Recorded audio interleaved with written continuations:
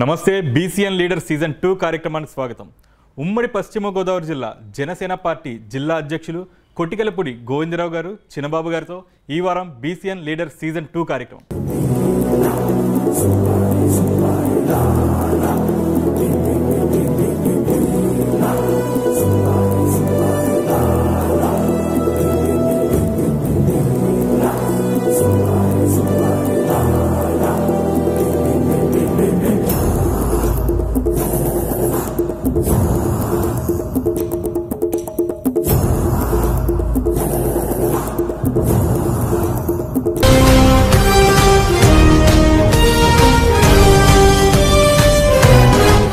చిన్నబాబు గారు నమస్కారం సార్. నమస్కారం అండి మన్కిన్ గారు. ఎలా ఉన్నారు సార్?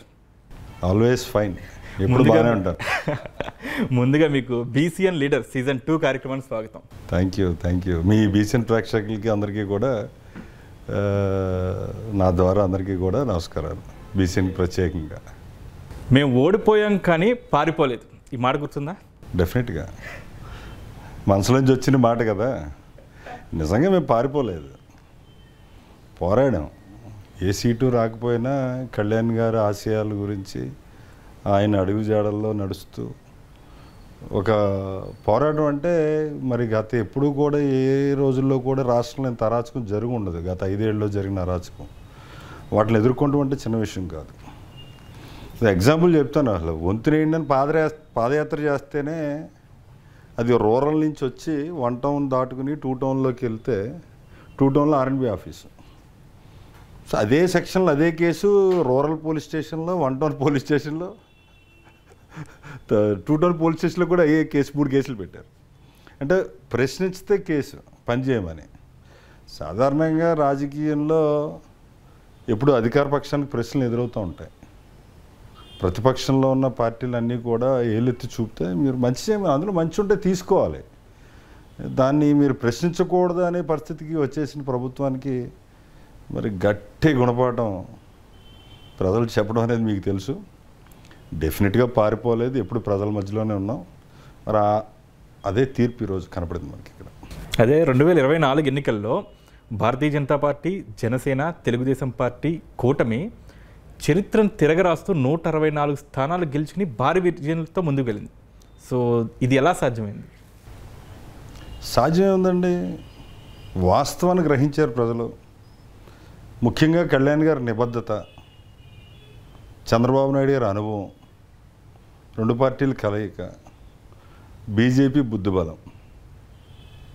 ఒక రాక్షసుని ఎదుర్కోవటానికి అందరం ఎక్కవలసిన పరిస్థితి వచ్చింది. కారణం ఏంటంటే వ్యవస్థలన్నీ కూడా నిర్వీర్యం చేసేసాడు ఆయన. ఎవరు? జగన్మోహన్ రెడ్డి గారు. పోలీస్ వ్యవస్థ లేదు, రెవెన్యూ వ్యవస్థ లేదు, బ్యూరోక్రాట్స్ కానీ.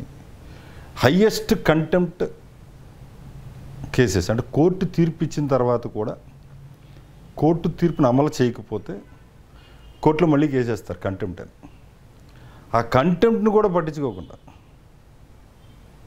వ్యవస్థను నడిపి, అంటే న్యాయం అనేది లేదు అనే స్థితికి రాష్ట్రాన్ని తీసుకొచ్చారు. దానికి ప్రతిఫలం 157 నుంచి 11. ఒక అంకి వెళ్ళిపోతుందంటే అటు ఇటు వెళ్ళిపోతుంది అనుకున్నాం తప్ప మధ్యలో 5 వెళ్ళిపోతుందని ప్రజలు బాగా నిర్ణయించారు. ఆయన ఉండుంటే పంచభూతాలు లాక్కెళ్దామని, పంచభూతాలపై పడ్డాడు ఆయన. అన్నీ తీసుకెళ్ళిపోదాన్ని, గాలి, నీరు అంటే భూమి అన్నీ దొబ్బేద్దామని. ఈరోజు ఆ పంచభూతాలు 5 లేకుండా పోయింది. సో ప్రజలకు ఎప్పుడు జవాబుదారితనంగా పనిచేయాలి. ఈరోజు కూటమికి ప్రధానంగా కళ్యాణ్ గారు నాంది పలకటం, ఆయన ఎప్పటం సభలో చెప్పడం జరిగింది, ఓటు చీలనివ్వని. మా నాయకులంతా కూడా మనం తొందరపడ్డామేమోనండి, మన పార్టీ పెరుగుతుంది, చాలామంది జాయిన్ అవుతాక చూస్తున్నారు, ఈ మాట అంటే వచ్చేవాళ్ళు రారు అంటే కళ్యాణ్ గారు ఒకటే అన్నారండి. ప్రెసిడెంట్ గారు, పార్టీ ఒక రోజు లేట్ అవుతుంది బలపడటానికి, ముందు రాష్ట్రం బాగుపడాలి, ప్రజలు బాగుండాలి. ప్రజలు బాగుంటే పార్టీ ఎదురు బలపడుతుంది. ఫస్ట్ ప్రాధాన్యత ఆంధ్రప్రదేశ్ ప్రజలు బాగుండాలి, ఈ రాక్షసుని పంపాలి అని గట్టి నిర్ణయం తీసుకున్నారు. దాన్ని కట్టుబడి చేశారు. ఆయన పాత్ర వర్ణాతీతం. ఈరోజు డెఫినెట్గా అది కనపడింది. మరొకసారి మీ తరపున మా అధ్యక్షుల వారికి, రాష్ట్ర ప్రజలందరికీ కూడా హృదయపూర్వక ధన్యవాదాలు తెలియజేస్తాను. అయితే 2024 ఎన్నికల ముందు తాడేపల్లిగూడెంలో జరిగిన సభలో జగన్ గుర్తుపెట్టుకో, అధపాతాళానికి తొక్కకపోతే నా పేరు పవన్ కళ్యాణే కాదు, నా పార్టీ జనసేనే కాదని మీ అధినేత ఒక శపథం చేయడం జరిగింది. శపథం చేసినట్టుగానే అధికార పార్టీ అయిన వైఎస్ఆర్సీపీని అధపాతాళాన్ని తొక్కేశారు. సో జనసేన నాయకులు, కార్యకర్తలు, జన సైనికులు మంచి జోష్గా ఉన్నట్టున్నారు. జోష్ ఏముందండి? ఇప్పుడు దీపావళి చేసుకో ఏంటండి, నరకాసుడు చచ్చిపోయిన తర్వాత. ఇప్పుడు పార్టీ వాళ్ళు చేసిన ఇబ్బందులు, చేసిన దుశ్చర్యలు, వాళ్ళు ఎక్కడండి అసలు అభివృద్ధి మీద ఎక్కడ పెట్టారండి ఆకాంక్ష? అంతా అరాచకమే కదా. నా ఫోటో ఉండాలి, నా పార్టీ రంగు ఉండాలి అని ఆలోచన తప్ప పేదోడు భవిష్యత్తు ఎలా బాగు చేద్దాం అని ఆలోచన ఎక్కడ ఉంది? సంక్షేమానికి కూడా పార్టీ రంగు పూసి చేసిన వ్యక్తికి డెఫినెట్గా ఇది గుణపాఠం. కళ్యాణ్ గారు ఆకాంక్ష నెరవేరింది. డెఫినెట్గా అందరూ ఆనందంగా ఉన్నాం. అంటే ఇందులో ఒక దుర్మార్గమైన పార్టీ రాష్ట్రం నుంచి తవరు వేసామని చెప్పేసి ఆనందం తప్ప వ్యక్తిగతంగా మాకు ఎవరి మీద కక్ష ఉంటుంది ఎవరు. పార్టీ విధి విధానాల్లో ఆయన విధి విధానాలన్నీ కూడా జగన్మోహన్ రెడ్డి గారి విధి విధానాలు ఏది బాగలేదు.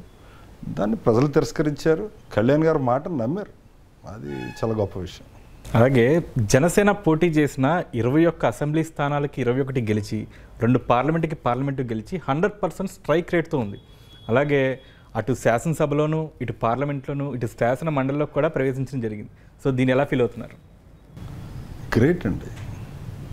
అంటే ఒక ఎదుర్కోవడంలో ఆయన ఇచ్చిన స్ఫూర్తిని జన సైనికులు ప్రతి ఒక్కరు కూడా, నాయకులు కాదండి, జనసేన నాయకులు కాదు, కళ్యాణ్ గారి తర్వాత ముఖ్యంగా జన సైనికులు, వీర మహిళలు చాలా బాగా రియాక్ట్ అయ్యారు. ఇంత ఇబ్బంది పెట్టే ప్రభుత్వంలో కూడా రోడ్డెక్కి ఆయన ఒక పిలిపిస్తే పోరాడి, ఒక్క సీటు కూడా లేదు 2019లో, ఉన్న ఒక ఆణిముత్యం కూడా వచ్చి వెళ్ళిపోయాడు ఆయన రాపాక. కళ్యాణ్ గారు పడిన నిందలు అన్నీ ఇన్ని కాదు. మాట్లాడితే తల్లిని తిట్టారు, భార్యని తిట్టారు, కుటుంబ సభ్యులను తిట్టారు, ఎవరు ప్రశ్న అడిగితే ఇంటి మీద దాడికి వచ్చారు. ఆ స్థితిలో కూడా ఆయన ఎక్కడా కూడా వెనక తగ్గకుండా, ఒక గమ్యం చేరాలన్నప్పుడు ఆటుపోట్లు ఎప్పుడూ ఉంటాయి, దాన్ని ఎదుర్కొంటేనే మనం సాధించగలం. డెఫినెట్గా రాష్ట్ర ప్రజలకు మంచి చేయాలని ఒక ఆకాంక్షతో ఉన్నారు. దానికి తీర్పు 21, 2 పార్లమెంటు. డెఫినెట్గా చాలా మంచి నిర్ణయం. ఆయన ఫస్ట్ నుంచి చెప్పారు, మన స్ట్రైక్ రేట్ ఇంపార్టెంట్, ఎన్ని తీసుకున్నాం అని కాదు. ఈరోజు ప్రభుత్వం, ఈరోజు కీలక పాత్ర జనసేన అనేది మొన్న ఎలక్షన్లో అందరికీ అర్థమైంది. అదేవిధంగా బీజేపీని కూడా కలపడంలో ఆయన చాలా మంచి పాత్ర వహించారు. ఈరోజు ఎన్డీఏ ప్రభుత్వానికి జాతీయ స్థాయిలో కూడా మన రాష్ట్రమే ముఖ్యంగా సపోర్ట్గా ఉండటం కూడా చాలా అభినందన. దానివల్ల ఎంతో కొంత మేలు జరిగే అవకాశం రాష్ట్రానికి ఉంది. అయితే గతంలో పేదలకి పెత్తందారులకి మధ్య జరిగే యుద్ధం అనే ఫ్లెక్సీ విషయంలో తెల్లవారుజామునే పోలీసులు మీ ఇంటికి వచ్చి మిమ్మల్ని అరెస్ట్ చేసి తీసుకెళ్ళడం జరిగింది. అసలు ఆ రోజు ఏం జరిగింది? ఏమీ లేదు. నేను ఎస్పీ గారికి మెసేజ్ పెట్టాను, కలెక్టర్ గారికి మెసేజ్ పెట్టాను, మున్సిపాలిటీకి మెసేజ్ పెట్టాను. ఇలాంటిది మంచిది కాదు సమాజంలో, ఇలాంటి బ్యానర్లు అనేది అసలు పేదోడికి పెత్తందారుడికి అనేది ఉందని నేను అనుకోవట్లేదు. ఒక గొడవలు సృష్టించే విధంగా వీళ్ళు బ్యానర్ కట్టడం, అందులో కళ్యాణ్ గారి బొమ్మని, చంద్రబాబు నాయుడు గారి బొమ్మని లిమిటెడ్ చేస్తూ వేయటం, ఇదంతా మంచి పద్ధతి కాదు, తీయమని అడిగాను. రెస్పాండ్ అవ్వకపోతే నేనే బ్యానర్ కడతాను. నేను ఒక బ్యానర్ వేయించాను. అందరూ పెద్ద పోటుగాళ్ళని చెప్తారు కదా, ఒక బ్యానర్ కడదామని మెసేజ్ ఇచ్చాను. రేపు పొద్దున అందరూ రండి బ్యానర్ కడదాం అన్నాం. సరే, నేను హ్యాపీగానే ఉన్నాను. పొద్దున్నే మొత్తం 30 మంది పోలీసు వాళ్ళు విత్ సెక్యూరిటీ వచ్చి ఎట్ బస్లో రావాలి అన్నారు. నేనెందుకు వస్తాను, కాఫీ తాగి వస్తాను అంటే నన్ను బలవంతంగా తీసుకెళ్లే ప్రయత్నం చేశారు. తీసుకెళ్ళారు. మొత్తం జిల్లా అంతా ఆచంట పోడూరు స్టేషన్ తీసుకెళ్ళారు. అక్కడికి రావడం మొదలుపెట్టేదాడికి భయపడి మళ్ళీ నన్ను తిరిగి ఇంటికాడ వదిలేయటం జరిగింది. జనసేన పవర్ అది, మన బలం కాదు, అదంతా వెనకాల ఆ జనసేన బలం. మరి అలా ఎదుర్కోవటం వల్ల ఈరోజు ఎంతో కొంత, కానీ పనికిమాల పనులన్నీ చేశాడండి జగన్మోహన్ రెడ్డి గారి గవర్నమెంట్లో. కనీసం ఆయన ప్రవర్తన బాగోకపోయినా కనీసం లోకల్గా ఉన్న నాయకులు, అంటే ఏ నియోజకవర్గానికి ఆ నియోజకవర్గంలో స్థానిక ఎమ్మెల్యేలు కూడా వైఎస్ఆర్సీపీ ఎమ్మెల్యేలు అలాగే బిహేవ్ చేశారు. యథారాజా తథా ప్రజలాగా. మంచి చేద్దామని ఆలోచన కన్నా ఇదేదో జీవితకాలం మనకు కూడా ఉండిపోతుంది, రాజరికం, ఈ కింగ్డమ్ మందే, ఈ రాజ్యం మందే అనే ఫీలింగ్లో చేశారు. వాస్తవం ఏంటంటే 5 ఏళ్ళకి ఎలక్షన్ రాక తప్పదు, కుర్చీని మనం దిక్క తప్పదు, మళ్ళీ ప్రజల్లోకి వెళ్ళి విశ్వాసం పొందగా తప్పదు. జీవితకాలం మనకు కూడా ఏమి ఉండదు. మరి ఆ చిన్న లాజిక్ మిస్ అయిపోయి ఎవరికాడు నేనే ఉంటాను, నేనే చేసుకుంటాను అనే పరిస్థితిలో ఉంటే ఈరోజు మెజారిటీ వచ్చిన ఓట్లు కూడా రాని పరిస్థితుల్లో ఉన్నారు కదా నాయకులంతా కూడా. చాలా హీన చర్య. 2 దాని మీద కోర్టులో కూడా మన పోలీస్ స్టేషన్లో కేసు ఫైల్ చేయమని ఇచ్చాను, చేయలేదు. నా హక్కులు భంగం కలిగించారు అనే దాని మీద ఆ వీడియో ప్రూఫ్స్ తోటి పెట్టాను. అది కోర్టులో అలా సాగతీస్తున్నారు. మోస్ట్ ప్రాబుల్ ఒక రోజు కేసు ఫైల్ అవుతుంది. డెఫినెట్గా బుద్ధి చెప్తాను కన్సర్న్ ఆఫీసర్స్కి కానీ ఎవరికి కానీ, అందులో డౌట్ ఏం లేదు. అయితే కూటమి విషయానికి వస్తే మీ అధినేత పవన్ కళ్యాణ్ గారు ఎమ్మెల్యేగా గెలిచిన తర్వాత రాష్ట్రానికి డిప్యూటీ సీఎంతో పాటు గ్రామీణాభివృద్ధి పంచాయతీరాజ్ శాఖల్లో మంత్రిగా కూడా బాధ్యతలు స్వీకరించారు. అయితే ఆయన ఇప్పుడు భీమవరం అభివృద్ధి కోసం ఎటువంటి ప్రణాళికతో ముందుకు వెళ్తున్నారు? ఆయన బేసికల్గా పబ్లిసిటీ మనిషి కాదండి. ఆయన చేసిన విషయం ప్రజల్లోకి ఫాస్ట్గా వెళ్తుంది, కానీ ఆయన ఏం కోరుకోరు ఇలా ఉండాలని. మీ ఎవరికి తెలియని విషయం ఏంటంటే ఆల్రెడీ ఒక ఆయన్ని పంపించారు ఆయన భీమవరాన్ని ఈ శానిటేషన్ గురించి. పిఠాపురం ఉన్నది ఒక ఆయన తిరిగారు, ఓవరాల్గా 2 డేస్ ఇక్కడ ఉన్నాడు ఆయన. భీమవరంతో తిరిగి ఎలా చేయాలి, ఏం చేయాలి అనే దాని మీద ఒక ప్రణాళిక సిద్ధం చేస్తున్నారు. భీమవరం అనేది నా సొంత విషయం, అభివృద్ధి విషయం, మీరు మర్చిపోండి అని చెప్పారు మమ్మల్ని ఆయన. డెఫినెట్గా ప్రత్యేక శ్రద్ధ వహిస్తారు. అన్ని గ్రామాలు, ముఖ్యంగా ఆయన మంత్రి శాఖకి దాంట్లో ఆయన డెఫినెట్గా బాధ్యత తీసుకుంటారు. దాంతోపాటు ఆయన మెయిన్ కాన్స్టిట్యున్సీ పిఠాపురంతో పాటు భీమవరానికి కూడా ఒక ప్రత్యేక దృష్టి పెట్టి డెవలప్ చేస్తారు. అందులో మొహమాటం ఏం లేదు, 100% చేస్తారు ఆయన. అయితే ఇంకా భీమవరం విషయానికి వస్తే గతంలో ఎన్నడూ లేని విధంగా 67,000 ఓట్ల మెజారిటీతో అంజిబాబు గారు భారీ విజయం సాధించడం జరిగింది. సో ఇంతటి భారీ విజయానికి కారణం ఏమైంటుందని భావిస్తున్నారు? అందరూ కష్టపడ్డారండి, ఒకటి ఇంత కాదు.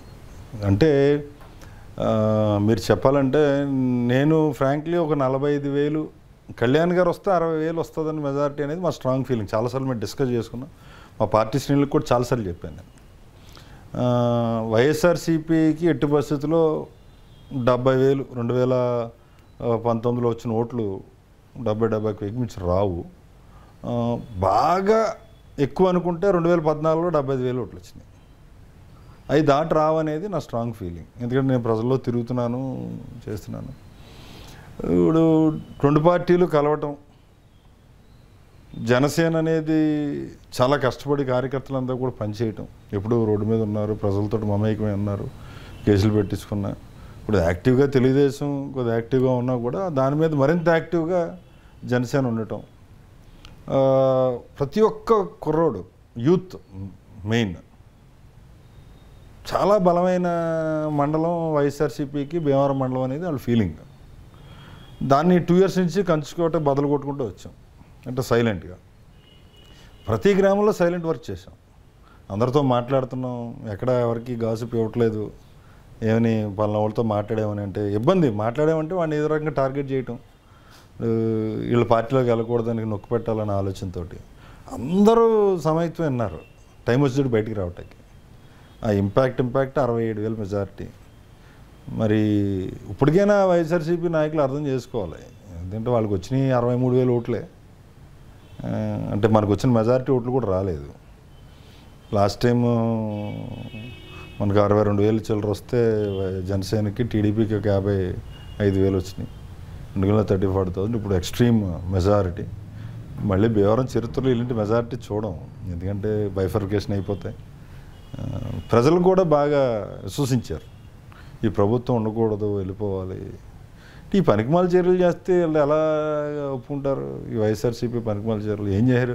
వీళ్ళు ఎక్కడ అభివృద్ధి సాధించారంటే గంజా అమ్మటంలో అభివృద్ధి సాధించారు, దొంగ ముందు అమ్మటంలో అభివృద్ధి సాధించారు, రౌడీలను వెనకేసుకోవడంలో అభివృద్ధి సాధించారు, వ్యవస్థలు నిర్వీర్యం చేయడంలో అభివృద్ధి సాధించారు. వీళ్ళందరూ చేసిన అయ్యే కదా, ప్రజలకు ఉపయోగపడే ఒక మంచి పని చేశారు. కామన్ మ్యాన్కి హెల్ప్ చేయాలనే పరిస్థితి ఎక్కడుంది? ఇప్పుడు ఓటు ఎవడిష్టం ఆడది హక్కు, నచ్చినోడికి వేసుకుంటాడు. నాయకుడు అయిన తర్వాత ప్రజల్లో ఎన్నుకోబడిన తర్వాత ఎవడైనా సరే ఇంటికి వచ్చాడికి పని చేసి తీరాల్సిందే. మన గుమ్మం తొక్కినోడికో లేకపోతే మన దగ్గరికి వచ్చి అడిగినోడికో పని మనం చేయకపోయి ఉండొచ్చు, కానీ పని చేసే పరిస్థితి ఉండాలి. ఉద్యోగాలు తీసేయటం, ఇప్పుడు టెంపరీ వరకు ఉద్యోగాలు తీసేయటం వాళ్ళేం చేశారు, అవకాశం వాడికి వేస్తారు తప్ప. అంటే ఈయన కార్యక్రమాలు చేశారు. ఇది ఒక గుణపాఠం మనం నేర్చుకోవాలి. అంటే గెలిపోవటంలో అందరికీ సహజం. మరి ఆ రోజు కళ్యాణ్ గారి మీద నగ్గినప్పుడు వైఎస్ఆర్సీపీ నాయకులు విర్ర వీగిపోయారు. ఈరోజు గెలిపోయే మీ స్థాయి అంతా మీరెంత అని మాట్లాడారు అంతా. ఈరోజు ఓడిపోయిన స్థాయి ఏంటి? అందుకనే నేర్చుకోవాలి. గడియారంలో కూడా సెకండ్స్ ముళ్ళు నిమిషానికి ఒకసారి కింద పడిపోతూ ఉంటుంది 12 గంటల 6 వరకు, మళ్ళీ 6 గంటలు లేస్తూ ఉంటుంది పైకి. ప్రతి ముళ్ళు కింద పడి లేస్తూ ఉంటుంది. నేర్చుకోవాలి దాన్ని చూసి. పడటం లేడటం రాజకీయాల్లో సహజం. పైన ఉన్నప్పుడు ఎంత ఒదుకుంటామో కింద ఉన్నప్పుడు అంత గౌరవం ఉంటుంది. పైన ఉన్నప్పుడు పెట్టి అయిపోతే కింద ఉన్నప్పుడు గౌరవం పోతుంది. అది నేర్చుకోవాలి. నేర్చుకుంటారని ఆశిస్తున్నాను. అయితే భీమవరం నియోజకవర్గ అభివృద్ధికి మీరు ఎటువంటి సలహాలు సూచనలు ఇవ్వబోతున్నారు? పౌరుడి కింద ఎప్పుడు మంచి సలహాలు ఇవ్వాలని అనుకుంటాను. ఎందుకంటే భీమవరంలో పుట్టి పెరిగాను కాబట్టి అవసరం ఏముందనేది కొద్దిగా అవగాహన ఉన్న వ్యక్తి కింద చెప్పగలుగుతాను. అలాగే 5 ఏళ్ళు చైర్మన్ పదవి చేశాను కాబట్టి డెఫినెట్గా అవసరం ఉన్న చోటన ఎమ్మెల్యే గారితో ఏమన్నా కూడా తెలియజేస్తున్నాం అంజబాబు గారికి. అలాగే ఆఫీసర్స్ తోటి మాట్లాడుతున్నాం. మంచి ప్రాజెక్ట్స్ రానున్నాయి. అలాగే ఇంకొక 47 crores ఆల్మోస్ట్ 60 crores అమృత్ కింద రాబోతున్నాయి. మళ్ళీ నెసిటీ ఏముంది అనేది తీసుకుని డ్రింకింగ్ వాటర్కి చేయడం జరుగుతుంది. అదేవిధంగా డెవలప్మెంట్ యాక్టివిటీస్ కానీ ఇంకా అవసరమైన ఏమున్నాయని చూస్తున్నాను నేను. ఇప్పుడు లాస్ట్ టైం చేసినవి వాళ్ళు సరిగ్గా కంప్లీట్ చేయలేదు. కూర్చొని రివ్యూ చేస్తుంటే ఇంకా మాకు డబ్బులు ఇవ్వలేదండి, ఇవ్వలేదండి. ఇంకా ఒక సమస్య కాదులేండి, ఇంకా అన్నీ చెప్పుకుంటా పోతే అదం పాతాళానికి తీసిపోయారు. ఒక 20 ఏళ్ళు వెనక్కి వెళ్ళిపోయారు. అదే ఇప్పుడు గతంలో మీరు మున్సిపల్ చైర్మన్గా చేసిన అనుభవం మీకు ఉంది. సో ప్రస్తుతం నియోజకవర్గంలో మున్సిపాలిటీ ఏ విధంగా ఉందని భావిస్తున్నారు? చాలా రీవ్యాంప్ చేస్తున్నాం. కనీసం సిల్ట్ తీసేవాడు లేడు. వాన్లు ఉన్నాయి, ప్రెడిక్షన్స్ ఉన్నాయి. అప్పుడు రిజల్ట్స్ వచ్చిన తర్వాత అధికారులు కొద్దిగా పనిచేయడం మొదలుపెట్టారు. అంటే ఎవడెళ్ళి డబ్బా కొడితే ఆడికి పని చేయటం తప్ప పని ఏం జరిగిందని లోతుగా చూసే ఆలోచన ఏం లేదు. ఇప్పుడు అంజబాబు గారు 10 ఏళ్ళు ఎమ్మెల్యే చేశాడు. నేను ఒక 5 ఏళ్ళు చైర్పర్సన్ చేశాను. రాళ్ళ మీద బొమ్మలు వేసుకుందాం ఆలోచన ఉంటే అసలు మత్తిరి చూడుతున్నారు. మా ఫోటోలో ఉంటాయి దిష్టి బొమ్మలాగా. ఫోటో ఉపయోగం కాదు, అక్కడ పని ఎంతవరకు చేసానది ఉపయోగం. మన డబ్బుతోటి చేసేది ఏముంటుంది? ప్రజల డబ్బుతోటి పని చేస్తున్నాం. ప్రజలకు జవాబుదారీగా అవసరం చూడండి పని చేయాలి. చాలా రివ్యాంప్ చేయాలి. డెఫినెట్గా అప్కమింగ్ డేస్లో బాగుంటుంది. ఇప్పుడు ఇంకా స్ట్రీమ్ లైన్ అవుతున్నాయి యాక్టివిటీస్ అన్నీ కూడా. ఇంకో 3-4 monthsలో గేరప్ అవుతాయి. అంటే ఇమీడియట్గా గేరప్ అయిపోతే ఫైనాన్షియల్ సిచ్యువేషన్స్ కూడా బాగాలేదు. మన మున్సిపాలిటీకి బాగానే ఉన్నాయి కానీ బిల్స్ వచ్చే పరిస్థితి కనబడట్లేదు పైనుంచి. జగన్మోహన్ రెడ్డి గారు మొత్తం అదం పాతాళానికి తీసిపోయాడు కదా, ఆయన జోబులు నింపుకుంటానికి. దౌర్భాగ్యం. అయితే భీమవరం నియోజకవర్గం జనసేన పార్టీలో వర్గపోరు ఉంది అని చెప్పేసి వస్తున్నాయి, కొన్ని వార్తలు వస్తున్నాయి. సో దీనికి కారణం ఏంటంటే? ఏముండవు, వర్గపోర్లు ఎప్పుడూ ఉండవు. ఇవన్నీ కల్పితాలు. ఇప్పుడు నిర్ణయాలు 10 మందికి ఉపయోగపడే నిర్ణయం తీసుకుంటాం. అందులో ఒకటికి నచ్చకపోవచ్చు, నాకు నచ్చలేదు అంటే. ఈ సోషల్ మీడియా వల్ల వచ్చే ఈ దుష్ప్రచారాలు తప్ప వర్గపోర్లు ఏమి ఉండవండి. వర్గపోరు అంటే 67,000 మెజారిటీ వస్తుందా? రాదు. ఇవన్నీ పైకి చెప్పుకుంటారు అంతే. డెఫినెట్గా మంచి కార్యక్రమాలు అన్నీ కలిసి చేస్తారు. ఒకడు ఎదురు ఉంటాడు. నేను చాలాసార్లు చెప్తాను, చిన్న చిన్న ఇష్యూస్ ఏవో వస్తూ ఉంటాయి రాజకీయంలో అన్న తర్వాత. అరే తల్లిదండ్రులు పిల్లోడిని సరిగ్గా చదువుకోలేదు, మార్కులు తక్కువ వచ్చినాయి తిడతానే ఒకరోజు నచ్చం మన వాడికి. ఎవరికే? మా నాన్న తిట్టాడు, లేదా మా అమ్మ తిట్టింది, బాగా చదువుకోమని కొట్టారు అని అలుగుతారు. ఊరందరికీ ఎక్కడ నచ్చుతాం మనం? సో దాని గురించి అసలు పట్టించుకోవాల్సిన అవసరమే లేదు. అది అసలు పెద్ద టాపిక్కే కాదు. అవన్నీ పాసింగ్ క్లౌడ్స్ ప్రతి చోటన వచ్చి ఉంటాయి, వెళ్ళిపోతూ ఉంటాయి, ఇబ్బంది అయితే. అలాగే జిల్లాలో జనసేన సభ్యత్వ నమోదు కార్యక్రమం ఏ విధంగా జరుగుతుంది? ఎంతవరకు సభ్యత్వాలు నమోదు చేయగలిగారు? ఓవరాల్గా 12 lakhs అబోవ్ చేసామండి state wide. Last time 6,60,000 award జరిగినాయి. ఎక్స్ట్రీమ్గా జరిగింది. లాస్ట్ టైం భీమవరం 7,000 జరిగినాయి. ఇప్పుడు 15,000 చిల్లర.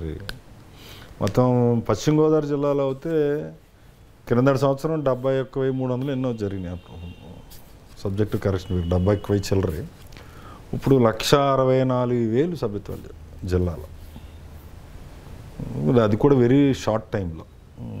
ఇంత దాంట్లో నేను 5వ తారీఖుతో టైం అయిపోయింది. మన 5వ తారీఖుతో ఎక్స్ట్రీమ్గా చాలామంది వాలంటీర్ ఇంకా వస్తున్నారు పాపం. బట్ క్లోజ్ అయిపోయింది పోర్టల్, మనం చేయటానికి లేదు.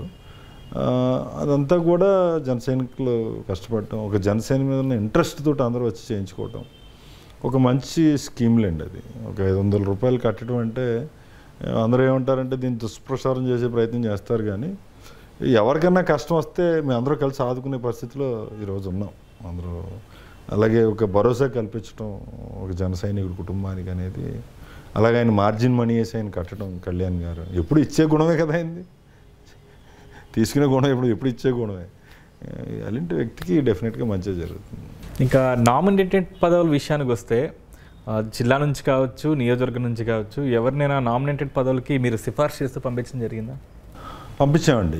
జిల్లా వ్యాప్తంగా నేను ఒక 40 names పంపించాను. నేను పనిచేసినప్పుడు బలంగా ఎవరు పనిచేశారనే దాని మీద మొత్తం 15 కాన్స్టిట్యున్సీ నుంచి నేను పేర్లు నేనే సెల్ఫ్గా రాసి పంపించాను. ఎవరికి తెలియదు.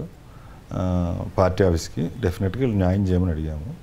సార్ సిచ్యుయేషన్ బట్టి పార్టీ చేస్తుంది. అందరికీ అకామిడేట్ చేయలేకపోవచ్చు, కానీ అక్కడొకటి అకామిడేట్ చేసే పరిస్థితి చేస్తుంది. అదేవిధంగా నియోజకవర్గం నుంచి అయితే 50-60 names ఆఫీస్కి పంపించాము. అది కూడా ప్రతి కాన్స్టిట్యూన్సీ నుంచి ఎవరెవరు కష్టపడ్డారు ఏంటనేది ఇన్ఛార్జీలు అందరితో మాట్లాడి తీసుకుని పంపించాము.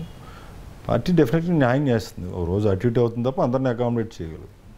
అలాగే ఇంకా జిల్లాలో కావచ్చు, నియోజకవర్గంలో కావచ్చు, జనసేన, తెలుగుదేశం పార్టీ, భారతీయ జనతా పార్టీ కార్యకర్తల మధ్య, నాయకుల మధ్య సమన్వయం ఏ విధంగా ఉందంటారు? బాగానే ఉందండి, బాగానే ఉంది. అంటే వెరీ షార్ట్ టైం. ఇప్పుడు మనం అధికారంలోకి వచ్చిన తర్వాత సమన్వయం అనేది టైం పడుతుంది. ఇప్పుడు అంతా కూడా మనం చేంజ్ ఓవర్ అవుతున్నాం. ఒక వ్యవస్థ నుంచి అంటే మొత్తం నిర్వీర్యం అయిపోయిన వ్యవస్థ నుంచి ఈరోజు ఒక సక్రమ పద్ధతిలో పెట్టే పరిస్థితిలో ఉన్నాం. ఇన్ఫర్మేషన్స్ కొద్దిగా బాగానే వెళ్తున్నాయి. స్లోగా ఒక టీం చేయాలని ఆలోచించుకున్నాము. అలాగే 3 పార్టీల నుంచి 3 వ్యక్తులు ప్రతి ఊరి నుంచి ఉంటారు. అలాగే నియోజకవర్గం అంతా కూడా ఉంటారు. అదేవిధంగా వార్డ్ వైజ్ ఉంటారు. అలాగే అన్ని కాన్స్టిట్యున్సీస్లో కూడా పెట్టాలని. సో ఆఫీస్ నుంచి, ఎమ్మెల్యే ఆఫీస్ నుంచి ఏది వెళ్ళినా కూడా ఈ 3 వార్త వెళ్తుంది. వాళ్ళు 3 ఆ పార్టీ కన్సర్న్ పార్టీ వాళ్ళకి చెప్పుకుంటారు. ఆ కార్యక్రమం అనేది ఇన్వాల్వ్ చేసి చేయాలనేది ఒక మంచి ఆలోచనతో ఉన్నాం. ఇవన్నీ కూడా షార్ట్గా అందరూ వెళ్తున్నారులేండి, కోఆర్డినేషన్ చేసుకుంటున్నారు. అక్కడక్కడ చిన్న ఉంటాయి కదా, అది పెద్ద ఏమి వాంటెడ్గా చేసేది ఏం కాదు, అనుకోకుండా వెళ్ళినాయి అంతే. కష్టపడినోడు నాకు తెలియదు అనేదానికి కొద్దిగా ఆవేశంతో ఉంటాడు. ఆ ఇబ్బంది ఏం లేదు. ఎమ్మెల్యే ఆఫీస్ నుంచి బాగానే వెళ్తున్నాయి. మెసేజ్ చేసి ఇంకా కొద్దిగా వెళ్ళాల్సింది, అది కూడా క్లియర్. అయితే మీరు గతంలో మున్సిపల్ చైర్మన్గా పనిచేసిన సందర్భంలో భారతీయ జనతా పార్టీ కౌన్సిలర్గా, ఫ్లోర్ లీడర్గా పనిచేసిన భూపతిరాజ్ శ్రీనివాస్ వర్మ గారు అనూహ్యంగా భారీ మెజార్టీతో నర్సాపురం నుంచి ఎంపీగా గెలవడం, ఆ తర్వాత కేంద్ర సహాయక శాఖ మంత్రిగా బాధ్యతలు స్వీకరించడం, సో ఒక స్నేహితుడిగా మీకు ఎలా అనిపిస్తుంది? చాలా గర్వపడుతున్నానండి. నేను సరదాగా వర్మ గారిని, బీజేపీ వర్మ గారిని అంటూ ఉండేవాడిని, సోదరా మీకు ఎన్ని సంవత్సరాలు అని. నాకు మంచి స్నేహితుడు, ఒక 20 ఏళ్ళ నుంచి పైనుంచి. అయితే అంటే బేసికల్గా రాజకీయ అవగాహన బాగా ఎక్కువ. అంటే బీజేపీ అనేది ఇక్కడ ఎవరికి తెలియని రోజుల నుంచి కూడా బీజేపీతో ట్రావెల్ అయ్యి స్కూల్ దశ నుంచి కూడా నాకు ఒక ఫోటో దొరికింది. వర్మ గారి విషయం మీకు చెప్పాలి. మా తాతగారు 87 నుంచి 86 వరకు చైర్మన్ చేస్తున్నాడు. గోవిందరావు గారికి మా వాడు రిప్రజెంటేషన్ ఇస్తున్నాడు వర్మ. ఆయన 7th క్లాస్ అంటే అప్పుడు 6th క్లాస్. ఆ రోజుల్లోనే స్కూల్ విషయాల్లో పోరాటం చేసి మా సమస్యల మీద లెటర్ ఇస్తున్నాడు ఆయన. అంటే ఆ రోజు నుంచి పోరాడినకు మంచి రోజు వచ్చింది, కష్టానికి ఫలితం. నేను ఎప్పుడు ప్రోత్సహించాను, బీజేపీ నర్సాపూర్ కాన్స్టిట్యున్సీ ఎంపీగా పోటీ చేస్తాను, 8% చేయాలి సోదరా, మంచి రైట్ టైం అని. మంచి మెజార్టీతో నగ్గాడు డెఫినెట్గా. 30 ఏళ్ళు చిల్లర అనుభవం నా కష్టం ఆ పార్టీతో ట్రావెల్ చేయటం. జిల్లా అధ్యక్షుడు చేశాడు, తనేమీ కౌన్సిలర్ కావాలని వచ్చింది ఏం కాదు, మేమందరూ బలవంతం చేసి పోటీ చేయించాం. నిజంగా తను ఆ స్థాయి పోటీ చేసే వ్యక్తి కాదు, కానీ ఆ రోజు చేయటం అనుకోకుండా కలిసి ట్రావెల్ చేసాం. ఏదన్నా కూడా నేను ఒకరోజు వెంకయ్యనాయుడు గారి దగ్గరికి తణుకొచ్చారు, హౌసింగ్ ప్రాజెక్టు ఈ 8352 ఇల్లు గురించి ప్రాజెక్ట్ డిపిఆర్ సబ్మిట్ చేస్తున్నాను. చాలా కాంప్లికేషన్స్ ఉన్నాయి, అన్నీ రాయించి 3-4 డేస్ కూర్చొని చేసిన తర్వాత వెంకయ్యనాయుడు గారి దగ్గరికి వెళ్ళాలి సోదరా అంటే నన్ను చేపట్టుకుని అలా నాకు కేక్ వాక్ అనమాట. ఆయన గ్రామీణాభివృద్ధి మినిస్టర్, సెంట్రల్ మినిస్టరు, అందరినీ ప్రకటించాడు. మాతో ఒక పావుగంట కూర్చుని ఆయన మాట్లాడి తీసుకుని అన్నీ గుర్తుంచుకుని, అదేవిధంగా ఇక్కడికి వచ్చినప్పుడు రైల్వే గేట్ గురించి, హైదరాబాద్ వెళ్ళినప్పుడు నేను ఢిల్లీ వెళ్ళినప్పుడు ఇమీడియట్గా అక్కడ మోడీ గారు స్వచ్ఛ భారత్ మీటింగ్ పెట్టినప్పుడు అమృత్ స్కీమ్లో మాటకి వెళ్ళాను నేను.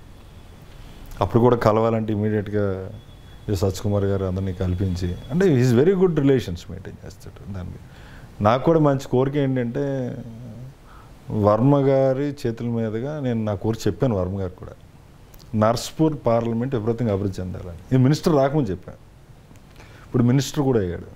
అంటే ప్రతి శాఖకి వెళ్ళి మాకు ఇది కావాలని అడిగి తెచ్చుకుని వెసులుబాటు పెరుగుతుంది మనకి.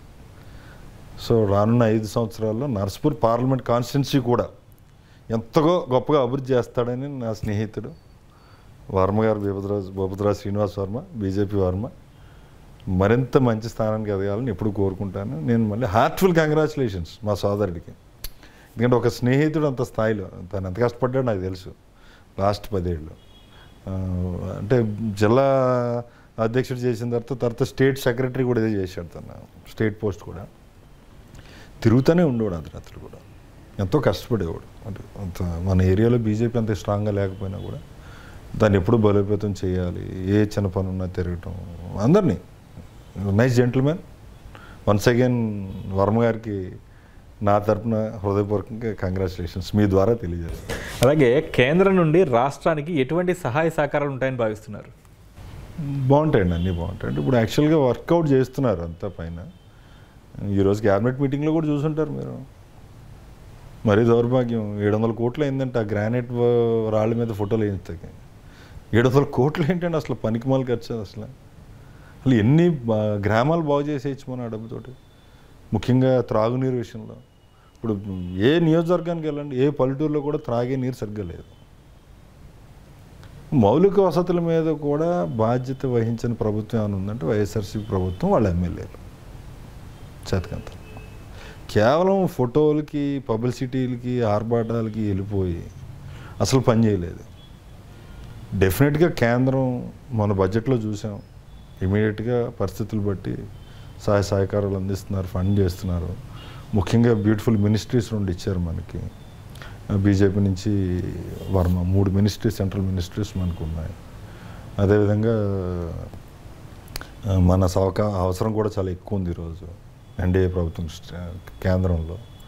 మన దెబ్బలాట తెచ్చుకోవాల్సినవి ఉన్నాయి, అడిగి తెచ్చుకోవాల్సినవి ఉన్నాయి, అవసరమైతే ఏమైనా చేసి తెచ్చుకోవాల్సినవి ఉన్నాయి. అన్నీ కూడా రాష్ట్రానికి, అలాగే చంద్రబాబు నాయుడు గారి మీద, కళ్యాణ్ గారి మీద విపరీతమైన అభిమానం అనేది అక్కడ ఉంది. అంటే మంచి చేస్తారు, రాష్ట్రం ఎంత ఇబ్బంది పడింది అనేది ఒక ఎట్టి పరిస్థితిలో మంచి నిధులు వస్తాయి. కూటమి ప్రభుత్వం అధికారంలోకి వచ్చిన అతి తక్కువ కాలంలోనే వైఎస్ఆర్సీపీ కార్యకర్తలపైన, నాయకులపైన, అలాగే వైఎస్ఆర్సీపీ ఏర్పరిచిన శిలాఫలకాల మీద అనేక దాడులు జరుగుతున్నాయి. సో ఇదంతా కక్ష సాధింపు చర్యగానే భావించవచ్చా? లేదండి, అదేం జరగట్లేదండి. అక్కడ కూడా ఎక్కడో జరిగిన క్రైమ్ని పార్టీలకి, కూటమికి రుద్దటం కరెక్ట్ కాదు. దీనికి నాంది పలికారండి వాళ్ళు. వైఎస్ఆర్సీపీ ప్రభుత్వం నాంది పలికింది. ఇన్ని సంవత్సరాలు ఏ ప్రభుత్వం వచ్చినా ఇది దెబ్బలాడుకోవటం లేవు. ప్రభుత్వాలు ఏంటంటే పార్టీలు విధి విధానాలు, మీదో విధి విధానం ఉంటుంది, నాదో విధి విధానం ఉంటుంది. ఇప్పుడు ఈ గదిలో నుంచి, ఈ గుమ్మల నుంచే బయటికి వెళ్తాం అందరం. మీరు ఎలా వెళ్ళండి అంటారు, నేను ఎలా వేసి వెళ్తాను, మీరు అక్కడి నుంచి వస్తానంటారు. అంటే ప్రజలకి మంచి చేయటం చివరిదాకా పార్టీలు. మనం గార్డియన్, నగ్గిన తర్వాత రాష్ట్ర ప్రభుత్వాన్ని గార్డియన్ అవుతాం. అదే రాష్ట్రాన్ని నాశనం చేసేయాలని అనుకుంటే ఎలాగ? అంటే కక్ష సాధింపులు, మర్డర్లు అన్నీ నేర్పింది వాళ్ళు. 1-2 జర్నీ కూడా ఆల్రెడీ మీకు ఎక్స్ప్లెనేషన్ ఇచ్చింది గవర్నమెంట్. అది ఎవరికి కూడా వ్యక్తిగతాలుగా జరిగినాయి తప్ప పార్టీలకు సంబంధించలేదు. దానికి కఠినంగా శిక్షిస్తారు. రెండు, ఈ జగన్మోహన్ రెడ్డి గారు అంటే అత్యుత్సాహంతో ఏం చేద్దామంటే గొడవలు పెంచాలని, ఇదే తీరు కష్టాల్లో ఉన్నప్పుడు ప్రజలను ఎందుకు కలలేదు? అలా బ్యారిగేడ్లు కట్టుకుని, టార్పాలు కట్టుకుని, క్లాత్లు కట్టుకుని, చెట్టును కూడా అడ్డొస్తే చెట్టు అడ్డు లేకపోయినా చెట్టుని నరికేసి తిరిగినోడు ఇప్పుడు ప్రజల్లో తిరిగేస్తానంటున్నాడు. అంటే కేవలం గొడవలు సృష్టించాలి, రెచ్చగొట్టాలి, గొడవలు చేయాలి, రోడ్డు ఎక్కించాలని ఆలోచనతో ఆయన ఉన్నారు తప్ప శాంతి ఎలా ఉంటుంది, లా అండ్ ఆర్డర్ ఎలా ఉంటుందో మనం చూస్తాం. మళ్ళీ ఇప్పుడు ట్రాన్స్ఫర్స్ కూడా ఆచితూచి తీసుకుంటున్నారు గవర్నమెంట్. ఇదివరకులాగా 1 monthలో అన్ని ట్రాన్స్ఫర్స్ అయిపోయి మారిపోవటం ఏం లేదు. ఆల్మోస్ట్ 2 months పైన అయిపోయింది. డెఫినెట్గా అందరూ మార్పులు చేర్పులు తీసుకుని ఒక మంచి సమాజాన్ని నిర్మించే బదులు ఎన్డీఏ ప్రభుత్వం, అందులో ముఖ్య పాత్ర కళ్యాణ్ గారు, జనసేన పార్టీ ఉంటుంది. ఇటీవల రాష్ట్రంలో చిన్నారులపైన, మహిళలపైన జరిగిన దాడుల వల్ల శాంతి భద్రతలు లోపించాయని భావించవచ్చు. అదే అంటున్నానండి, ఈ గంజాయి అనేది విపరీతంగా పెరిగిపోయిందండి. వీళ్ళు దొంగ లిక్కర్, గంజాయి అదొక వ్యాపారం కింద చేసుకున్నారు గత ప్రభుత్వంలో. ఇప్పుడు దాన్ని అరికట్టే ప్రయత్నంలోనే ఉన్నారు. 1 by 1 ఇంకా ఆ ఫేస్లో ఉన్నవాళ్ళు ఉన్నారు. వాళ్ళు స్లోగా ఎలిమినేట్ చేసుకుంటూ రావాలి, చేస్తున్నారు. అలింటి ఎక్కడా కూడా ప్రోత్సహించే పరిస్థితి లేదు. మీరు చూసారు లాస్ట్ టైం ఒక అమ్మాయి కిడ్నాప్ అయిపోయింది, దొరకలేదంటే కళ్యాణ్ గారు ఇన్వాల్వ్ ఎలా అయ్యారు. నిన్న లారీ ఓనర్స్కి వెళ్తే ఆయన రియాక్షన్ ఎలా ఉందో, చంద్రబాబు గారు పబ్లిక్ తోటి ఇంటరాక్ట్ ఎలా అవుతున్నారు.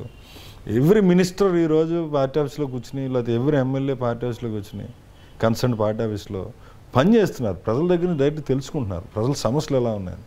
తండోపతండాలుగా వచ్చేస్తున్నారు జనాలు. అసలు ఎక్స్పెక్ట్ చేయలేదు. అలా 2 days ఒక ఎమ్మెల్యే ఉంటున్నారు పార్టీ ఆఫీస్లో, నగ్న ఎమ్మెల్యే. తండాలే జనాలంతా ఆ సమస్యలు. లేకపోతే మాకు భూ కబ్జా చేశారు, మాది ఇలా చేశారు. వాడికి నచ్చిపోతే వాడికి సంక్షేమం కట్ చేసేయటం, వాడికి నచ్చితే కారుని ఏమైనా ఇచ్చేయటం. అంత దౌర్జన్యాలు చేశారండి. పరిపాలన ఎక్కడా చేయలేదు. దాని నిదర్శనం చూశారు కదా. ప్రజలు ఇప్పుడు ఎంత పోరాడితే ఏమొస్తుంది? ప్రజలు అంత వ్యతిరేకించారు కాబట్టి ఆ తిరుగుబాటు అనేది వ్యతిరేకతలోంచి వచ్చిన తిరుగుబాటు కాబట్టి 11కి పడిపోయాడు. 150 నుంచి 11 పడిపోవడం అనేది చిన్న విషయం కాదు. ప్రజలు ఆ తీర్పు ఇచ్చారంటే ఎంత అసహించుకుంటే ఆ తీర్పు ఇస్తారనేది మీరు. అలాగే ముఖ్యమంత్రి చంద్రబాబు నాయుడు గారు మాట్లాడుతూ రాష్ట్రం ఆర్థిక పరిస్థితి బాగాలేదు అని చెప్పేసి చెప్తున్నారు. అలాగే సూపర్ 6 పథకాలు అమలు విషయంలో కూడా ఆలోచించే పరిస్థితికి వచ్చింది. గత పరిపాలనలో చేసిన సంక్షేమ పథకాల వల్ల రాష్ట్రం శ్రీలంకలా మారిపోతుంది అన్న నాయకులు ఎన్నికలకు ముందు ఇలాంటి సంక్షేమ పథకాలు ఇస్తామని చెప్పేసి చెప్పడం కేవలం రాజకీయంగా భావించవచ్చా? అలానే ఏం కాదండి. ఈ అనుభవం అన్నీ మనం దృష్టిలో పెట్టుకోవాలి. సంక్షేమం ఇవ్వాలండి. ఇప్పుడు సంక్షేమం ఎంతమంది అనర్హులకు అందుతుందో కూడా మనం లెక్క తీయాలి కదా. అనర్హులందరినీ కట్ చేస్తే అర్హులకి చాలామందికి ఇవ్వచ్చు. అదేవిధంగా ఇప్పుడు పనులు చేసిన దానికన్నా ఆయన జోబులు వేసుకుందే ఎక్కువ. ఋషికొండ మీద 600 కోట్లు పెట్టి ప్యాలెస్ ఏంటండి? అసలు 600 కోట్లతో ఎంత పని చేయొచ్చండి? ఎన్ని వాటర్ ప్రాజెక్ట్స్ కంప్లీట్ చేయొచ్చండి? అసలు ఇరిగేషన్ ప్రాజెక్ట్స్ తుడి తీసిన పరిస్థితి లేదు. నువ్వు ఉంటాకి నీ విలాసాలకి అలా జగన్మోహన్ రెడ్డి గారు 600 కోట్లు ఖర్చు పెట్టించాడు. ఏమన్నా అంటే ఇప్పుడు వాళ్ళు ఉండొచ్చు, వీళ్ళు ఉండొచ్చు అని. అది నెసిటీ కాదు కదా. ఆయన ఇంటికి బ్యారికేట్లు ఏంటండి? అసలు నా ఆర్టికల్ చదివా, నిజం అవద్దు, నేను క్రాస్ చెక్ చేయాలి. 300 crores పైన ఖర్చు పెట్టారంట తాడేపల్లి హౌస్కి. 300 కోట్లు ఏంటండి అసలు క్యాంప్ ఆఫీస్కి? అంటే ఇవన్నీ అతనే స్వలాభం గురించి వాడుకోవటం, చేయటం. అలాగే షిరిడి సాయి ఎలక్ట్రికల్స్కి ఇచ్చిన దారాదత్తాలు కానీ, పక్క రాష్ట్రంలో ఎలక్ట్రికల్ డిపార్ట్మెంట్లో మీకు ఒక ఎగ్జాంపుల్ చెప్తాను. ఒక అపార్ట్మెంట్ కట్టారు. అపార్ట్మెంట్ వాళ్ళు అక్కడ ఒక ట్రాన్స్ఫార్మర్ వేయించాలి, ఎల్టీ కనెక్షన్లోకి వస్తుంది. మనం డబ్బు గవర్నమెంట్కి కడితే గవర్నమెంట్ ట్రాన్స్ఫర్ వస్తుంది. ట్రాన్స్ఫార్మర్ ఖరీదు బయట రాష్ట్రాల్లో 2.5 లక్షలు ఉంటే గవర్నమెంట్ ద్వారా ఇక్కడ 4 లక్షలు ఉంది. మనం కొనుక్కుంటే తక్కువ మార్కెట్లో, కానీ కొనుక్కుంటే లేదు. ఈ 4 లక్షల షిరిడి సాయి కంపెనీకి అప్పచెప్పాలి, ఈ డబ్బులు తెచ్చుకోవాలి. అందరి దగ్గర దోసేయటమే కదా, డిస్టిలరీలు దోసేయటం అన్నీ ఇలాగా దోసేసి జోలో పెట్టుకుని ప్రతి కాన్స్టిట్యున్సీకి 30-40 కోట్లు డబ్బు పంపించి డబ్బు జిమ్మేయండి మనం వచ్చేస్తాం, క్యాష్ టు క్యాష్ ఏం పని చేయవు, ప్రజల ఆలోచన బాగుంటాయంటాకి ఇది నిదర్శనం. అలాగే ఉమ్మడి తూర్పుగోదావరి జిల్లా జనసేన పార్టీ జిల్లా అధ్యక్షులు కందుల దుర్గేష్ గారికి ఎమ్మెల్యే టికెట్ రావడం, పోటీ చేయడం, ఎమ్మెల్యేతో పాటు మంత్రి కూడా అవడం జరిగింది. సో జిల్లాలో ఇక్కడ మీరు కూడా ఎమ్మెల్యే టికెట్ ఆశించడం జరిగింది. నేను ఆశించలేదు. గతంలో మన ఇంటర్వ్యూలో సో సరే, అయితే ఇప్పుడు కూటమి మంచి మెజారిటీతో అధికారంలోకి రావడం జరిగింది. రాష్ట్రంలో ఒక కీలక నామినేటెడ్ పదవి మీకు వస్తుందని భావించవచ్చా? దుర్గేష్ గారికి కూడా అభినందనలు తెలపాలి. ఎంతో కష్టపడ్డారు. ఈస్ట్ గోదావరి చాలా పెద్ద జిల్లా. నేను ఇక్కడ ఉమ్మడి జిల్లా అధ్యక్షుడు పశ్చిమ గోదావరి ఉండగా ఆయన తూర్పుగోదావరి జిల్లా అధ్యక్షుడు. ఆయనకి టికెట్ అనూహ్యంగా అక్కడ బుచ్చయ్య చౌదరి గారికి ఇవ్వడంతో నిడదవోలు చేయాల్సి వచ్చింది. ఆయన నిడదవోలు చాలా బలమైన కాన్స్టిట్యున్సీ మాకు. వాళ్ళు కూడా బాగా ఆదరించారు. మంచి మెజారిటీతో నగ్గడం జరిగింది. మంచి మంత్రిశాఖ కూడా ఇవ్వటం జరిగింది. అండ్ బలమైన జిల్లాలు ఈ 2 జిల్లాలు కాబట్టి. మీకు ఎక్స్ప్లెనేషన్ ఏంటంటే ఆ ఇంటర్వ్యూలో ఎలక్షన్ ముందు నేను అలా మాట్లాడకపోతే కేడర్ అనేది చాలా సహజం. కళ్యాణ్ గారు నుంచోకపోతే మీరు నుంచుంటారా అని అడిగారు మీరు. నేను మీకు క్లియర్గా చెప్పాను, కళ్యాణ్ గారు నుంచోవాలని ఆశిస్తున్నాను. కళ్యాణ్ గారు నుంచోకపోతే ఆయన నిర్ణయాన్ని ఏదంటే చేద్దాం చెప్పి. నేను నిలబడినంటే కేడర్ ఎక్కడ నిలబడతారు? సో ఆయనకి తెలుసు నేను పోటీ చేయనని. మీ అందరికీ కూడా తెలుసు. మీ అందరికీ కూడా దగ్గరగా చంద్రబాబు ఏంటో తెలుసు, చంద్రబాబు మనసులో మాట ఏంటో మీకు తెలుసు. ఏదైనా మంచి రోజులు. మంజుబాబు గారు కూడా చాలా మంచి వ్యక్తి వచ్చాడు. ఆయన అయితే చాలాసార్లు చెప్పేవాడు ఇంటర్వ్యూలో, చంద్రబాబు నన్ను ద్రోహం చేశాడు, చంద్రబాబు మోసం చేశాడు. మీ ఇంటర్వ్యూలో కూడా చూశాను నేను. 2019 ఎలక్షన్లో నన్ను మోసం చేసి వెళ్ళిపోయాడు. సరే, ఆయన భావం అది, తప్పే ఉంది. మన పరిస్థితులు మన ఆయన ఏం తప్పుపట్టం. మంచి వ్యక్తే. ఎప్పుడు భుజాల మీద వేసుకుని నేను నుంచుంటే ఎలా పనిచేస్తానో అలాగే పనిచేసాను తప్ప, మొత్తం కేడర్ అంతా కూడా ఎలా పనిచేశారు తప్ప. ఆయన సహజం. రాజకీయంలో ఆ రోజు మన చేతిలో లేదు. 2019లో ఈరోజు మన చేతిలో ఉంది. మనం నిర్ణయించుకున్నాం మనం చేయకూడదని. డెఫినెట్గా ఆయన వస్తే స్వాగతించాం, తీసుకెళ్ళాం. డెఫినెట్గా అందరూ ప్రతి ఒక్కళ్ళు కూడా కష్టపడి పనిచేశారు. మంచి ఈరోజు మరొకసారి ఎమ్మెల్యే అయ్యారు. మంచి వ్యక్తి, కాంట్రవర్సీగా ఉండడు ఆయన. బాగా చేస్తారని ఆశిస్తున్నాను డెఫినెట్గా. అలాగే కష్టపడిన వాళ్ళందరికీ కూడా అవకాశం కల్పిస్తారు. ఏమన్నా చిన్న ఉన్నా కూడా డిస్కస్ చేస్తున్నారు. ఎవరు మంచి చేయడం అని ఉంటే కూడా అడుగుతున్నాం. మనం ఏమంటే చెప్తున్నాం. ఆ ఇబ్బంది ఏం లేదు ఆయనతో. డెఫినెట్గా ఇక నవ్వు వస్తూ ఉంటుంది. రోజులు రాజకీయం అనేది ఒక వింత. అంటే కొంతమంది పంచుకోకూడదో తెలియదు కానీ 2019లో కొంతమంది దూరం అయ్యారు నా నిర్ణయం వల్ల. కొంతమంది ఏలెత్తి చూపారు,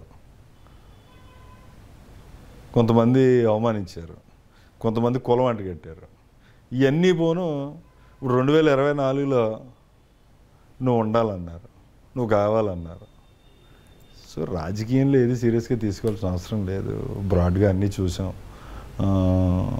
నేనైతే పెద్ద ఆశయంతో బతికి ఉండే. ఒకడికి మంచి చేయాలన్న తప్పని తప్ప అది ఆశయం ఉండదు నాకు. తిరిగి ఒకటి సాయం చేస్తే నాకు తిరిగి ఏం చేస్తాడని ఎప్పుడు ఆశ లేదు నాకు. సో నా గ్రేటెస్ట్ స్ట్రెంగ్త్ అది ఏది. సో నేను ఎప్పుడు అప్లికేషన్ కూడా పెట్టలేదు ఆఫీస్లో నాకు ఇది కావాలని. నేనేం అప్లికేషన్ కాదు. Let them decide, party will decide. మంచి చేయడం అనేది పార్టీ నిర్ణయిస్తుంది. కానీ సంతృప్తినిచ్చేది ఏంటంటే కష్టకాలంలో మనం నడిచాం. మన వెనకాల చాలామంది నుంచున్నారు. మనందరికీ ధైర్యం కళ్యాణ్ గారు ఇచ్చారు. ఆయన అడుగుజాడల్లో అడుగులేసే అవకాశం మనకి ఇచ్చారు. ఎంతో విలువనిచ్చాడు ఆయన. అదే పెద్ద పదవి. ఈరోజు నేను చెప్పాను లాస్ట్ టైం, నేను ఎంతమందికి తెలుసంటే నా పరిధి దాటి, అంటే గోంద్రవారు కుటుంబంలో పుట్టి కాశీగారి అబ్బాయి కింద మీనాక్షమ్మ కొడుకు కింద ఎంతమందికి తెలిస్తే కుటుంబ సభ్యులకి, తర్వాత స్నేహితులకి, తర్వాత చైర్మన్ చేసిన తర్వాత ఊళ్ళో ప్రజలకి, జనసేన జిల్లా అధ్యక్షుడు చేసిన తర్వాత కొన్ని జిల్లాల్లో చాలామందికి ఈ అవకాశంతో ఆయన కల్పించిందే కదా. ఎవరు? కళ్యాణ్ గారే. కళ్యాణ్ గారు ఏ నిర్ణయం తీసుకున్నా ఆనందంగా ఉంటాం తప్ప ఆశించేదేం లేదు. వచ్చేది రాకమాందు, రాంది పాకులన్నా రాదు. చివరిగా మా బీసీఎన్ లీడర్ కార్యక్రమం ద్వారా జిల్లా ప్రజలకు అలాగే మీ పార్టీ శ్రేణులకు ఏం చెప్దాం అనుకుంటున్నారు? చాలా అందరికీ కూడా పేరు పేరున మొన్న 2024లో ఓటు హక్కు వినియోగించుకున్న ప్రతి ఒక్కరికి ముందుగా శుభాకాంక్షలు తెలుపుతాను. అంటే ప్రతి ఒక్కరు ఓటు వేయాలి, ఎవరికి వేసినా కూడా ఓటు వేయాలి. నా ఓటే నా భవిష్యత్తు అని నేను బలంగా నమ్మాను, తీసుకెళ్ళాం. అది ప్రజలందరూ కూడా బలంగా నమ్మారు. అంటే మన తలరాతను మార్చేది మన ఓటే. మన ఆనందంగా ఉండాలా, బాధతో ఉండాలనేది నిర్ణయించేది మన ఓటు. కాబట్టి ఓటు హక్కు వినియోగించిన ప్రతి ఒక్కరికి కూడా అభినందనలు తెలియజేస్తూ, మరి ముఖ్యంగా జనసేన కార్యకర్తలకి, కూటమి అలాగే తెలుగుదేశం కానీ బీజేపీ కార్యకర్తలందరికీ కూడా అభినందనలు తెలియజేస్తాం. 3 పార్టీ కార్యకర్తలకి చెప్పేది ఒకటే, చాలా మెలకుగా మనం ఎదరికి వెళ్ళాలి. చాలామంది గొడవలు పెట్టే ప్రయత్నం చేస్తారు. ఇప్పుడు నామినేటెడ్ పదవుల్లో కూడా ప్రతి ఒక్కడు నేను పదవిలో ఉండాలని కోరుకుంటాడు. సహజంగా కష్టపడినోడు నన్ను గుర్తించాలని కోరుకోవడం తప్పులేదు, అందరూ కోరుకుంటారు. అందరికీ ఒకసారి అవకాశం రాకపోవచ్చు. 3 పార్టీలని మనం కలిపి తీసుకెళ్ళాలి. ఇప్పుడు తెలుగుదేశం ఎమ్మెల్యే ఉన్న చోటన తెలుగుదేశంతో పాటు జనసేనని బీజేపీని కలుపుకోవాలి, జనసేన ఎమ్మెల్యే ఉన్న చోటన గత 2 పార్టీ నాయకుల్ని కలుపుకోవాలి. పదవులు లిమిటెడ్గా ఉంటాయి, నామినేటెడ్. వాళ్ళ పరిస్థితులు బట్టి వాళ్ళ స్ట్రెంగ్త్స్ బట్టి మనం ఇవ్వగలుగుతాం. అంటే దీన్ని హ్యాండిల్ చేయగలడా, హ్యాండిల్ చేయలేడా అనే దాన్ని బట్టి పదవులు ఇచ్చుకుంటూ వెళ్తూ ఉంటాం. అందులో ఒక్కొక్క విషయంలో సామాజిక వర్గంగా వెళ్ళాలి, కష్టపడిన ముందు పెట్టుకోవాలి, పార్టీని దృష్టిలో పెట్టుకోవాలి. ఇన్ని పరిస్థితుల్లో ఒకరికి అవకాశం రాకపోవచ్చు. దాని గురించి నిరాశ పడొద్దు ఎవడు కూడా. కలిసికట్టుగా ఎదరికి వెళ్దాం. నేను ముఖ్యంగా జన సైనికులు చెప్పేది ఏంటంటే, ఇప్పుడు ఓపికగా ఉన్నాం, మరింత ఓపికగా ఉండండి. ఎవ్వరూ లేరు మన వెనకాల 0 సీట్లు అన్న వాళ్ళు ఈరోజు 21+2 కళ్యాణ్ గారు తీసుకొచ్చారు. ఈ 21+2ని 100+15కి తీసుకెళ్తాడని నాకు గట్టిగా నమ్మకం ఉంది. రేపొద్దున రాను రోజుల్లో నేను బలంగా నమ్ముతాను. ఏమీ లేని దగ్గర నుంచి ఈరోజు ఇక్కడికి వచ్చాం, ఇక్కడి నుంచి రేపొద్దున వెళ్తాం.